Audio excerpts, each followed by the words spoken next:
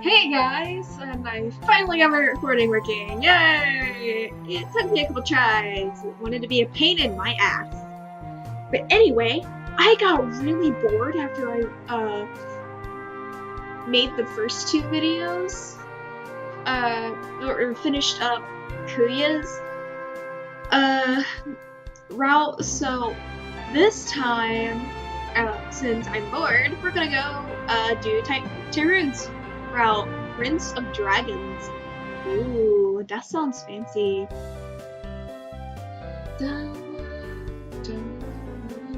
I really like the music of this game.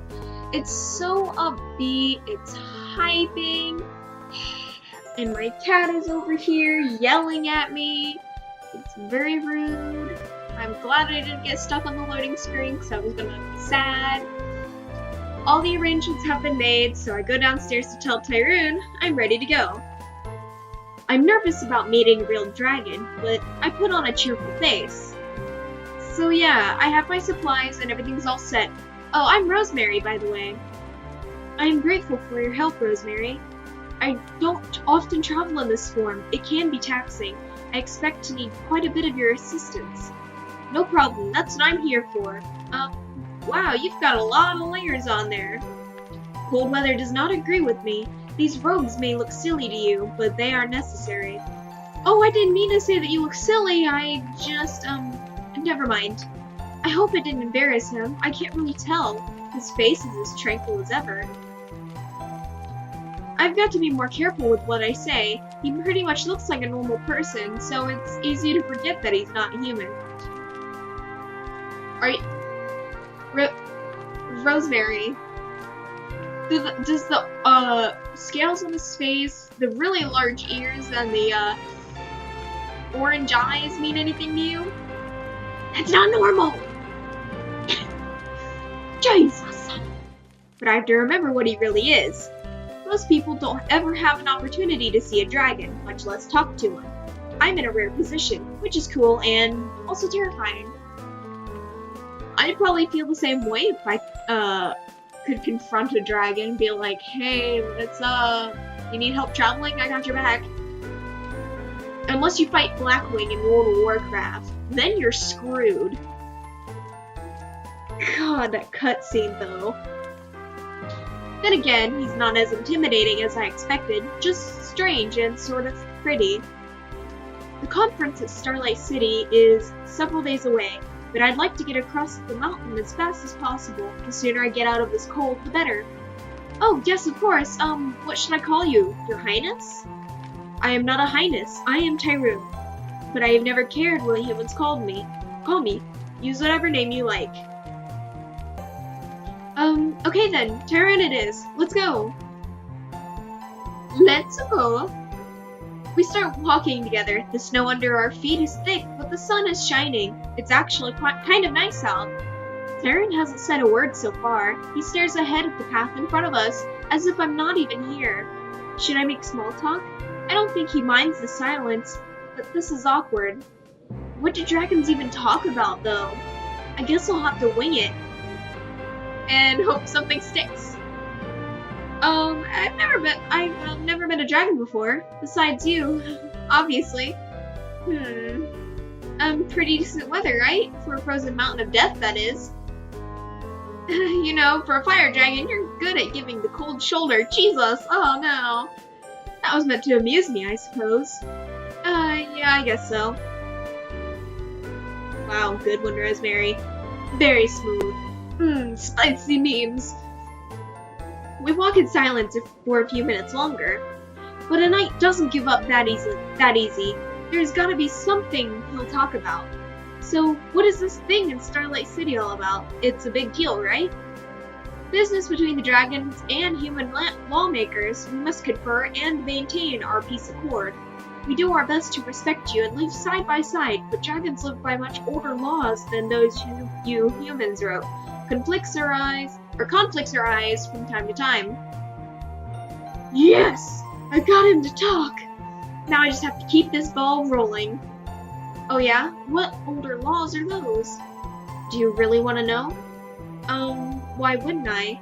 The laws of the wind, the sun, and moon, birth and death, churning together in time until there is no distinction between them, as salt and water churns together to make sea. The pulse of the earth shakes our blood, because the earth is our blood, and we are guided by the will of the stars. And the lives of all creatures are written in starlight, but only dragons can read the words. For we were born from the stars and knew ourselves to be whole, when the rest of the world was in shaped clay, waiting to give form, or be given form. Oh, that's, neat. Me. Well, I can't think of anything to say to that. Tirune is quiet again. Well, I can't say I didn't try. We've been walking a while now. Tirune is going slowly, trailing a bit behind me. I don't mind walking ahead of him, if it means giving him some space. I'm not sure he likes me very much. It's still early in the day and the snow blazes white in the sun. I can hear it crunch under my boots and... Wait, there's no crunching footsteps behind me. Did Tirune stop walking? Oh gosh, did I lose him? I whip around, but he's just standing there a few yards back. I can't tell what he's trying to do. He's sort of wobbling in place, like a turtle that got flipped on his back. I guess his heavy robes don't give him much room to move. Tirune, are you okay? And once I get closer, I see the problem. One of his huge scarves is caught on a thorn bush, and he's been trying to unsuccessfully pull himself free. Why doesn't he just untangle it with his hands? He did say he's not used to his human form, but he has to know it would be easier that way, right? I'm not sure what to do. I mean, he's like a million years older than me. He said he needed my help, but I don't want to insult him either. We're gonna help him because it's the right thing to do. Because we're not a dick. He's going to rip his clothes if he keeps that up. That will just make it worse. I grab hold of the scarf. My arm brushes against his body as I lean over him. He stops wobbling and gets very still at my touch. Look, it's not like I'm doing it on purpose. Working slowly and carefully, I manage to get the scarf unhooked from the thorns. There you go. The scarf has come undone, and he's already trembling, even though he has tons more layers. I knew he was sensitive, but I had no idea it was this bad. Do you want me to help you tie it back on? That would be very kind. If he's embarrassed, I have no way of knowing. Nobody does a poker face like a dragon, apparently. Makes me nervous. I fold the scarf back around his shoulders as gently as I can. It's amazing how light and small his body seems, now that I'm handling it up close. My hands seem so big next to him. Makes me feel gangly, but when I'm done, the scarf looks nice enough. Is that warm enough? I can tie it again if you want. It will do, thank you. It seems I can count on you for help after all. I'm glad of that. So, you're not mad? You helped me when I needed help. Should I be angry? I guess not. You're, different, you know? So I don't really know how to act, and I don't want to offend you. I see. Don't worry yourself about such things. I don't think you could offend me, even if you tried. I've already played this game, so... Because you're like an ancient being and beyond all that stuff? No, because you're very sweet. Oh! Thank you. Anyway, don't worry about the scarf. Happens to the best of us. Sort of. Can I ask, though, didn't it occur to you to just use your hands? I, don't feel comfortable using them. The thorns are so sharp and these fingers seem so very frail and new. Oh, sure, you can tell hands like these haven't, never seen a day's work. Without thinking, I take his hand in mine. My own fingers are thick and calloused and, like the rest of my body, large. His hands are long, soft, and smooth. They're dusted with white scales that look delicate and fragile, like glittering jewelry. A strange observation, but I suppose you are correct. As you humans seem to. Oh my gosh. I just grabbed his hand without thinking, without even asking. What on earth is the matter with me? I drop it like a hot potato. Sorry. Oh gosh, I'm so thoughtless sometimes. Why apologize? Your hands are warm. It felt nice. We dragons live our lives mostly in isolation. Human touch is a curious novelty. He reaches up to touch my face. My heart starts to flutter like a trapped bird. However, he seems to think better of it and withdraws. But if you are sensitive to such things, I will respect your boundaries as you respect mine. With that, Tirune tucks his hands back under his robes and moves on. I stand still for a moment, watching him. I haven't quite calmed down yet. It's snowing harder now, which makes the going more difficult. All his bundled up layers give him an awkward, ungangly shape. Yet, there is something in his calm certainty that gives him dignity, even beauty, as he makes his way through the ice. At least, until he gracelessly trips and falls flat on his face. Goodness, are you okay? I rushed over to help, propping him up and brushing away the snow and ice. I'm not used to this form. It's like being a fledgling again. Really? You shouldn't worry about it. I'm clumsy about all kinds of things myself. Oh, which isn't to say you're clumsy, I just mean, sorry, Rosemary, enough apologizing. Tirune doesn't say anything either.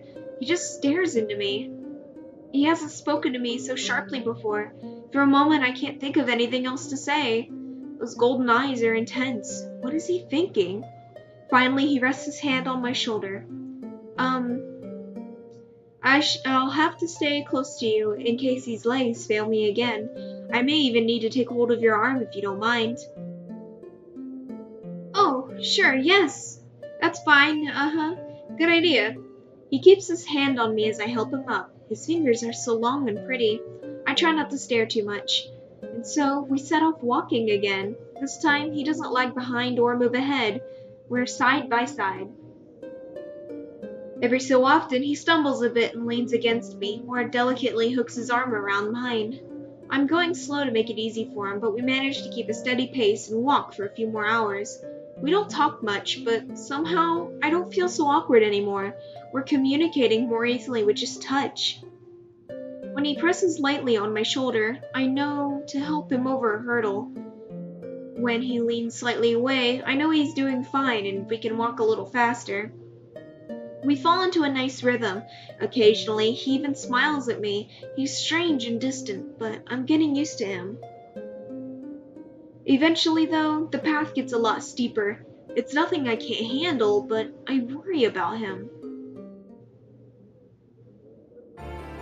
It's almost twilight, and the snow falls heavier and heavier. Are you doing okay? You're shivering. It's just this body. I'm not used to it. The slightest breeze seems to go through me. So he's still feeling the cold, even with all those layers. Poor thing. We're going to help him warm up.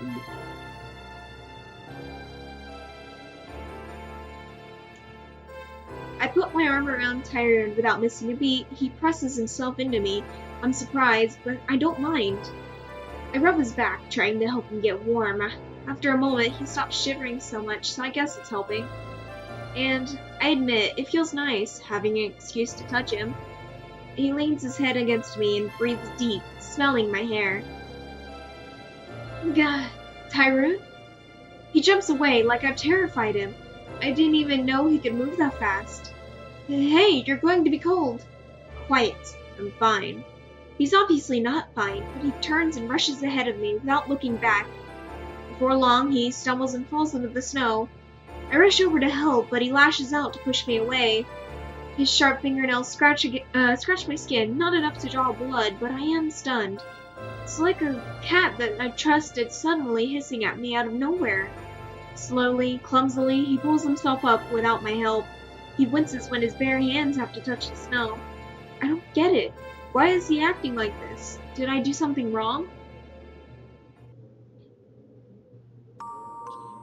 And that's where I'm gonna end it, folks. I still want there to be many more videos of this. So I'm gonna leave it here. I hope you guys enjoyed the video. Don't forget to like, comment, subscribe. I love you guys. Stay kawaii and have fun out there.